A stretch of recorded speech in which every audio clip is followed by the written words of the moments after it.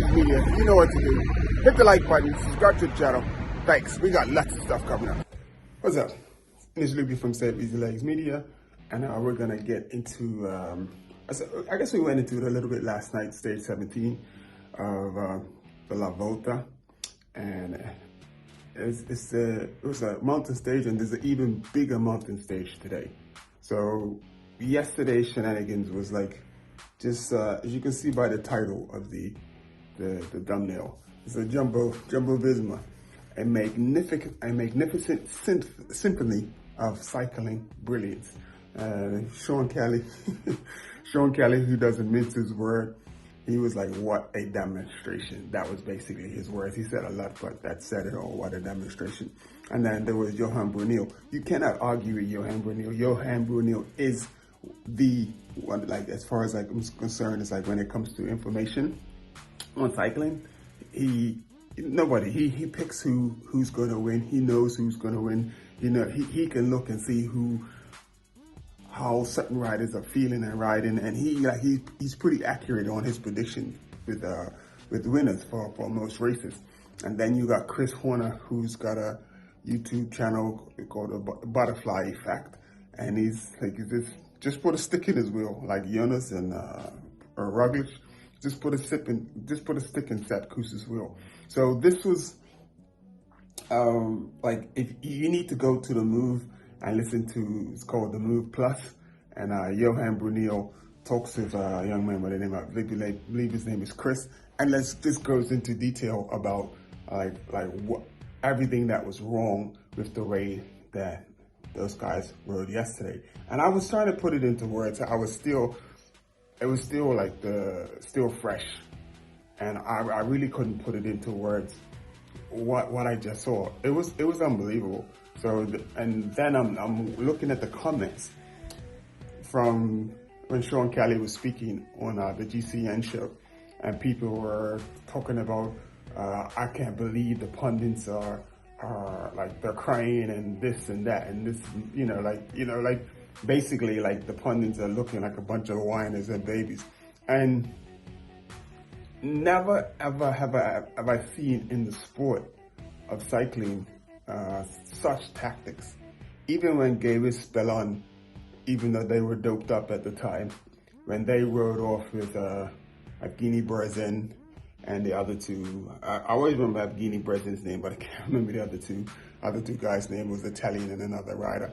Even when they rode off, for the most part, there was a, an agreement, and until, like, I think Evgeny, he died off, like, in that race, and he just didn't have it. But it wasn't, they weren't trying to kill each other. It was a mano y mano, and yeah, it's just weird just to see what happened.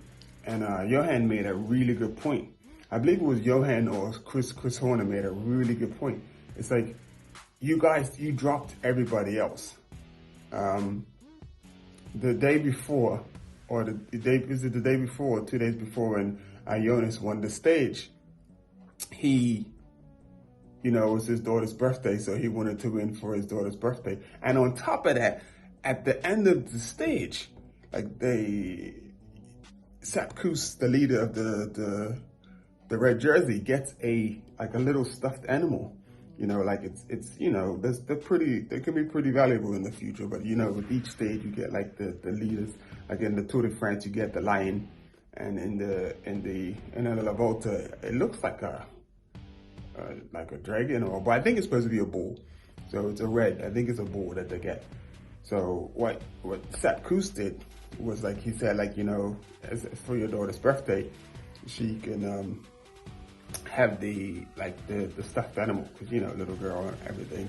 So, like, that was a cool gift.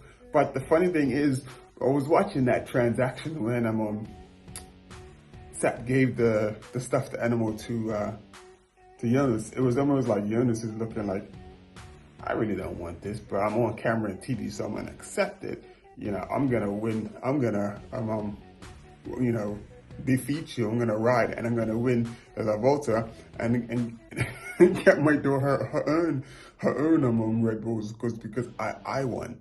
So you can see it's almost like, what you giving me this for? Because I'm gonna get my own anyway. So it's just a really weird and strange dynamic there. Sap is the one initiating the love and the like compassion at the end of each stage. If you realize that he's going up to Jonas, he's going up to Roglic. It just doesn't feel like genuine. Like it doesn't feel team like. And then so I was questioning whether Sap should leave and go to another team because he's probably one of the highest paid domestics in the cycling world. And what's he gonna get if he leaves? What's his money gonna be like if he leaves Jumbo Visma? It may not be as good, or it may not be as long term, and but it is what it is. But now looking at this and looking at the way that Jumbo Visma is, almost like they almost want to get rid of him. So like you do this to a rider who supported you since 2020, who supported all your GC leaders since 2020. He's been the only other rider that's been able to get rid of everybody and keep your GC riders in contention, whether it be Roglic or whether it be Jonas Vingegaard, or whether it's working for well, no one needs to work for Volt, because Volt is a one-man demolition machine. He just destroys everybody. But this guy has put in untold services to this team. And I was going back to what Johan said. You drop Landa, your second place rival. He's not even anywhere in the picture. It's not even about being the strongest. What's the point? You just ride the man to the finish. He's in the red. There's no need to drop him. And even if Landa would have caught back up, it's still, Landa is in no way in any shape or form, coming close to you guys. He's like 2 to 3 minutes behind the nearest Jumbo rider. So he's like 4 or 5. And he's not even close to GC. So he's not even. It's just So it's just really weird. I'm like, and then. So Jonas gets to ride for the victory for his daughter. So he goes up the street. Sap didn't chase. Roglic didn't chase. And obviously you saw Sap finish second that day when Vingegaard won, because when they got to the steeper parts, Sap just he turned on the burners and he dropped everybody and he finished second, and Roglic finished third. So Sap didn't chase down Jonas or destroy Jonas's victory for his daughter or whatnot. But we come to Sepp Kuss, whose birthday was yesterday. He's in the red jersey. Just the same way he nursed Roglic, and he's also been there for Jonas as well. Just sat back and on those bad days that they did have, because everybody has a bad day. And you're telling me you couldn't return that favor, because the favor's been done more than once for Roglic.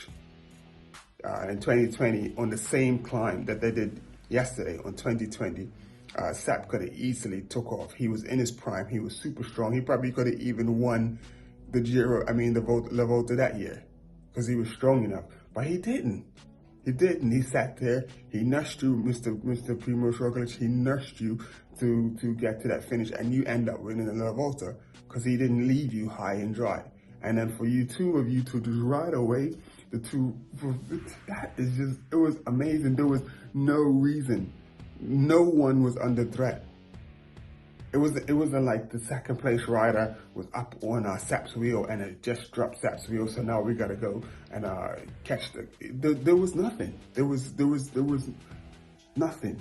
So that was awkward. That was really awkward. That was really weird. You need to go and watch Chris Horner.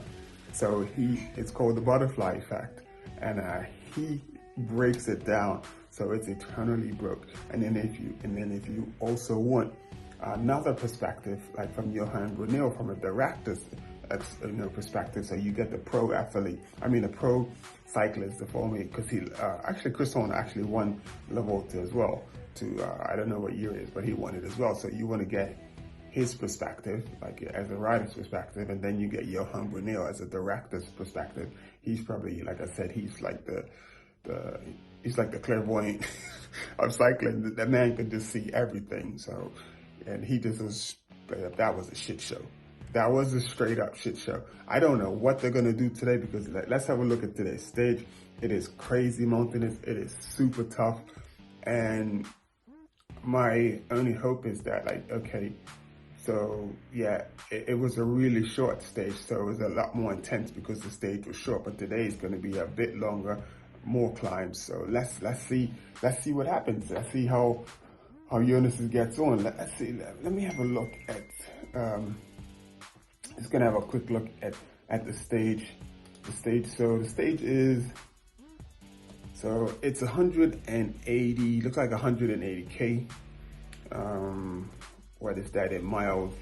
I'll have to work that out. It's probably just over 100 and something miles. And you got the first sort of biggest climb, the topping off at 50K. The next even bigger climb, topping off at 90K. Then like a smaller one at 120. Then the next big one. So like the next big one, it's just at 155K, topping off at 155K. And then there's a summit finish. So the first climb's a category 2, the last climb's a category 1, third climb's a category 3, and the second to last climb is a category 1, and the last climb is also a category 1. And let me see if I can pronounce these. The Alta de las, I can't, these glasses suck. Estias. And then the second one is Puerto de San Lorenzo. And then the fourth climb is category 3, Alto de Tembrendo. And then the fourth climb, category 1 climb, is at Puerto La Cruz del Linez, 804 meters. And then the last one is the Puerto La Cruz. It looks like they do that one twice. So yeah, it looks like, yeah, so they do the last climb twice. That's crazy.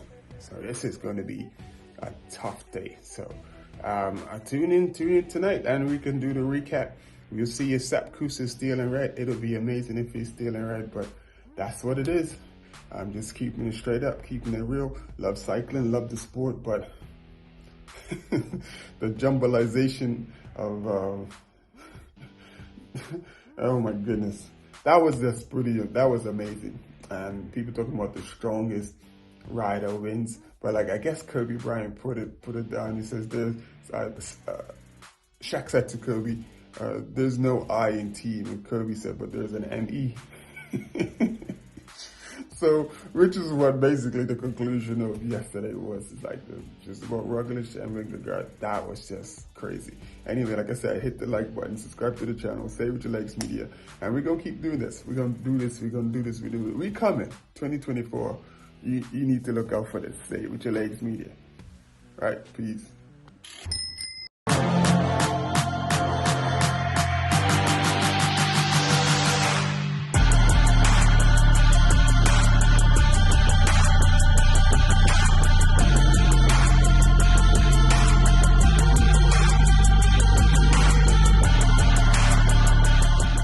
Stay With Your Legs Media. You know what to do. Hit the like button, subscribe to the channel. Thanks. We got lots of stuff coming up.